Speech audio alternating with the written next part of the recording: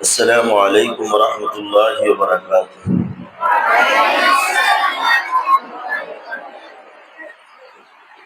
الحمد لله. الحمد لله وكفى وسلام على عباده الذين اصطفى. أما بعد فأعوذ بالله من الشيطان الرجيم. بسم الله الرحمن الرحيم. قل هل يستوي الذين يعلمون والذين لا يعلمون. آمنت بالله صدق الله مولانا العظيم. وقال رسول الله صلى الله عليه وسلم إن الجنة تشتاق إلى خمسة نفر: تالي القرآن، وحافظ اللسان، ومطعم الجيار، ومكسي العريان، ومن صلى على حبيب الرحمن، أو كما قال النبي عليه الصلاة والسلام. وقال النبي صلى الله تعالى عليه وسلم: من سلك طريقا يلتمس فيه علما سهل الله له به طريقا إلى الجنة، أو كما قال النبي عليه الصلاة والسلام. درود شريف پڑھے: اللهم صل على محمد وعلى آل محمد كما صليت على إبراهيم وعلى آل إبراهيم إنك حميد مجيد. اللهم بارك على محمد وعلى آل محمد كما باركت على إبراهيم وعلى آل إبراهيم إنك حميد مجيد. اللہ رب العالمین দরবারে অগণিত শুকরিয়া। আল্লাহ তাআলা আমাদেরকে কাউকে ওস্তাদ, কাউকে ছাত্র হিসাবে কবুল করেছেন, কাউকে মুআল্লিম, কাউকে মুতাআল্লিম হিসাবে কবুল করেছেন। এই দ্বীনি আদারার মধ্যে আল্লাহ তাআলার কোরআন হিফজ করার উদ্দেশ্যে আল্লাহ তাআলা আমাদেরকে একত্রিত হওয়ার তৌফিক দান করেছেন। এই জন্য আল্লাহর দরবারে শুকর গুজার হই, আলহামদুলিল্লাহ। আল্লাহ তাআলা আমাদেরকে এমন এক কোরআন দান করেছেন যে কোরআনটা স্পর্শ করলে সওয়াব, যে কোরআনের দিকে তাকাইয়া থাকলে সওয়াব, যে কোরআনটা পড়লে সওয়াব, যে কোরআনটা পড়াইলে সওয়াব, যে কোরআনটা শুনলে সওয়াব, যে কোরআনটা শুনাইলে সওয়াব। শুধু সওয়াব আর সওয়াব।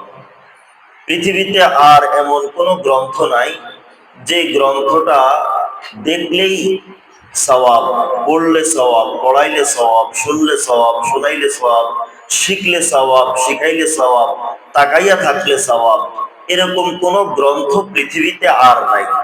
শুধুমাত্র কোরআন এমন এক গ্রন্থ যেটার দিকে তাকাইয়া থাকলেই সওয়াব, যেটা স্পর্শ করলেই সওয়াব, যেটা পড়লে সওয়াব, পড়াইলে সওয়াব, শুনলে সওয়াব, শুনাইলে সওয়াব।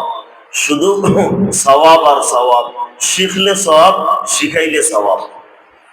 এমন এক কোরআন নিয়ে তোমরা প্রতিদিন বসে থাকো, ভোর রাত্রে উঠে সেই রাত্রের 10টা পর্যন্ত এই কোরআনের সঙ্গে জীবন কাটতেছে। যে মানুষটার জীবন কোরআনের সঙ্গেই 24 ঘন্টা কাটে, এই মানুষটাকে আল্লাহ রাব্বুল আলামিন কিয়ামতের ময়দানে ওই কোরআনের মাধ্যমে আল্লাহ তাআলা সুপারিশ করে তাকে জান্নাতে পৌঁছায়া দিবেন। এজন্য কোরআনের বাগানে মেহমান হতে পেরে খুশি না বেজার? সবাই আমরা খুশি না? আলহামদুলিল্লাহ যে আল্লাহ তাআলা আমাদেরকে কোরআনের মেহমান বানাইছেন, আল্লাহ তাআলা আমাদেরকে তার কোরআন শিখার সুযোগ দিয়েছেন। এই জন্য আল্লাহ তাআলার দরবারে হাজারো শুকরিয়া।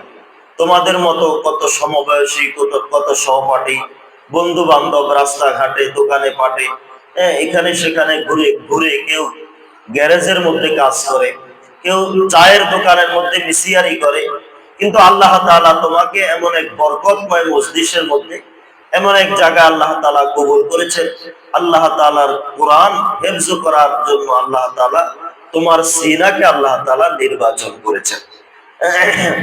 হাদিস শরীফে আল্লাহ রাসূল সাল্লাল্লাহু তাআলা আলাইহি ওয়াসাল্লাম হযরত কাব বিন মালিক রাদিয়াল্লাহু তাআলা আনহুকে একদিন আল্লাহ রাসূল বললেন, কাব, তুমি আল্লাহ তাআলার কোরআন তেলাওয়াত করো। হযরত কাব বিন মালিক রাদিয়াল্লাহু তাআলা আনহু বললেন, ইয়া রাসূলুল্লাহ, আপনার উপর না আল্লাহর কোরআন অবতীর্ণ হয়, আমি কিভাবে আপনার সামনে কোরআন তেলাওয়াত করব? আল্লাহ রাসূল বললেন, কাব, আসলে তোমার তেলাওয়াত তো আল্লাহ তাআলা শুনতে চাইছেন, আল্লাহ তাআলা তোমার তেলাওয়াত শুনতে চাইছেন। তো এটা বলার সাথে সাথে হযরত কাব রাদিয়াল্লাহু তাআলা কান্না শুরু করছে, জি ইয়া রাসূলুল্লাহ, আল্লাহ তাআলা আমার নাম নিছেন? বলল যে হ্যাঁ, আল্লাহ তোমার নাম নিছেন। আল্লাহ তাআলা কি কাব বলছেন? বলে হ্যাঁ, আল্লাহ তাআলা কাব বলছেন। আল্লাহ তাআলা আমার নাম নিয়ে বলছেন? হ্যাঁ, আল্লাহ তাআলা বলছেন যে আমার কাবকে বলো আমার কোরআনকে তেলাওয়াত করার জন্য। আমার কাবের তেলাওয়াত আমার কাছে বড় মজা লাগে, বড় ভালো লাগে। আল্লাহ তাআলার কাছে তেলাওয়াতকারীর আওয়াজ সবচেয়ে বড় মজা লাগে। হাদিস শরীফে আল্লাহ রাসূল সাল্লাল্লাহু আলাইহি সাল্লাম ইরশাদ ফরমান, তিনটা আওয়াজ আল্লাহ তাআলার কাছে সবচেয়ে বড় প্রিয়। এক নম্বর হলো সৌতুদ্দিক, ওই মোরগের আওয়াজ যে মোরগটা ভোর রাত্রে ডাকে। ও সৌতুল্লাযী ইয়াকরাউল কুরআন, ওই তেলাওয়াতকারীর আওয়াজ, কোন শিল্পীর আওয়াজ না, কোন গায়কের আওয়াজ না, যে তেলাওয়াতকারী আল্লাহ তাআলার কোরআন তেলাওয়াত করে, ওই তেলাওয়াতকারীর আওয়াজটা আল্লাহ তাআলা বলেন এটা আমার কাছে বড় ভালো লাগে, এটা আমার কাছে বড় মজা লাগে। তুমি ছোট, কিন্তু তুমি আল্লাহ তাআলার কোরআন তেলাওয়াত করতেছো, আল্লাহ তাআলা বলতেছেন তেলাওয়াতকারীর আওয়াজটা আমার কাছে বড় মজা লাগে, বড় ভালো লাগে। 24 ঘন্টা আল্লাহ তাআলার কোরআন তেলাওয়াত করতেছো, এই তেলাওয়াতটা আল্লাহ তাআলার কাছে, এই তেলাওয়াতের আওয়াজটা আল্লাহর কাছে বড় মজা লাগে, আল্লাহ তাআলার কাছে বড় ভালো লাগে। হযরত ইমাম আসিম রাহমাতুল্লাহি আলাইহি, যিনি মসজিদে নববীতে 70 বছর ইমামতি করছেন, আল্লাহ রাসূলের মসজিদে ইমামতি করছেন, রওজায়ে আতহারে শুয়ে শুয়ে আল্লাহ রাসূল ইমামদের তেলাওয়াত শুনেন। ইমাম আসিম রাহমাতুল্লাহি আলাইহি একদিন কথা বলতেছেন, তো সামনে যারা ছিল তারা বলতেছে, হযরত আপনি কি সুগন্ধি ব্যবহার করেন যে সুগন্ধির কারণে আপনার জবান থেকে কেবল সুগন্ধি বাইর হয়? এরকম কি সুগন্ধি আপনি ব্যবহার করেন? হযরত ইমাম আসিম রাহমাতুল্লাহি আলাইহি বললেন যে না, আমি তো কোনো সুগন্ধি ব্যবহার করি না। বলল, হযরত আপনি কথা বললেই তো সুগন্ধ বাইর হয়। ইমাম আসিম রাহমাতুল্লাহি আলাইহি বলেন যে আমি আল্লাহ রাসূলের মসজিদে আজকে 70 বছর যাবত আমি ইমামতি করি। আল্লাহ রাসূল রওজায়ে আতহারে শুয়ে শুয়ে আমার তেলাওয়াত শুনে। তো আল্লাহ রাসূল সাল্লাল্লাহু আলাইহি সাল্লামকে আমি ইশার নামাজ পড়ে যাই, যখন কামরাতে ঘুমাইলাম, তো স্বপ্নে আল্লাহ রাসূলের সঙ্গে আমার দেখা হয়েছে। তো দেখা হওয়ার পরে আল্লাহ রাসূল আমাকে বলল যে আসিম, তুমি আমার মসজিদে আজকে 70 বছর ইমামতি করো, তোমার তেলাওয়াত তো আমি রওজায়ে আতহারে শুয়ে শুয়ে শুনি, তোমার তেলাওয়াত তো আমার কাছে বড় মজা লাগে, তোমার তেলাওয়াত তো আমার কাছে বড় ভালো লাগে। এই কথা বলে আল্লাহ রাসূল সাল্লাল্লাহু আলাইহি সাল্লাম আমার ঠোঁটের মধ্যে চুমা দিয়েছেন। তো আল্লাহ রাসূল চুমা দেওয়ার পর থেকে নিয়ে আমার জবান দিয়ে শুধু সুগন্ধি বাইর হয়, আমি এখন আর কোনো সুগন্ধি ব্যবহার করা লাগে না। যে একজন তেলাওয়াতকারী আল্লাহ তাআলার কোরআনকে তেলাওয়াত করে, এই তেলাওয়াতকারীর ঠোঁটের মধ্যে আল্লাহ রাসূল চুমা দিয়েছেন, তাহলে এই তেলাওয়াতকারীর কত দাম, একজন হাফেজে কোরআনের কত দাম, একজন হাফেজের কত দাম, যে হাফেজে কোরআন কিয়ামতের ময়দানে আল্লাহ তাআলা 6666 তালা বিশিষ্ট একটা ভবন দান করবেন। একটা আয়াত তেলাওয়াত করবেন, এক তালা প্রদক্ষিণ করবেন, আরেকটা আয়াত তেলাওয়াত করবেন, আরেক তালা প্রদক্ষিণ করবেন। এইভাবে সে এক এক আয়াত তেলাওয়াত করবে আর উপরের দিকে উঠতে থাকবে।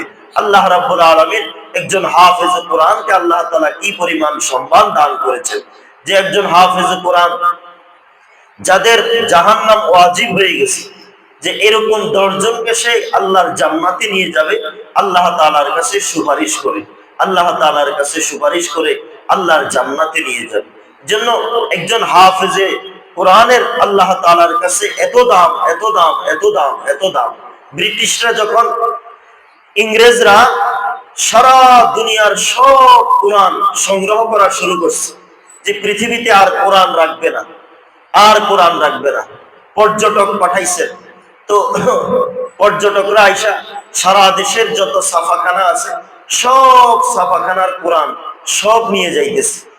একদিন সকাল বেলায় এরকম হেফজখানার সামনে দিয়ে যায়, তো মাদ্রাসার ওস্তাদকে এসে জিজ্ঞাসা করলো যে এই ছাত্ররা ঢুলে আর কি পড়ে, এরা যে ঢুলতেছে আর কি পড়তেছে? বললো এরা আল্লাহ তাআলার কোরআন মুখস্থ করে। কই এই পুরা কোরআন শরীফ তারা মুখস্থ করে? বললো হ্যাঁ।